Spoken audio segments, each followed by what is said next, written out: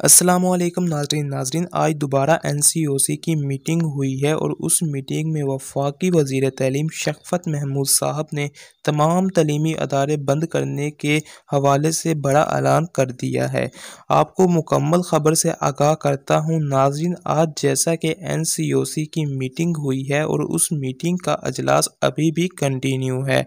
और उस मीटिंग से पहले ही वफाकी वज़ीर तालीम शफ़क़त महमूद साहब ने तलीमी अदारे बंद करने की तजावीज़ पेश कर दी थी।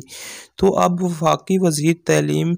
शफ़क़त महमूद साहब ने मीटिंग के बाद प्रेस कॉन्फ्रेंस करेंगे जिसमें मुआवन ख़ुसूसी डॉक्टर फैसल होंगे और उसमें शफ़क़त महमूद साहब मुकम्मल तफसील के साथ तलीमी अदारों के हवाले से कॉन्फ्रेंस के बारे में बता देंगे।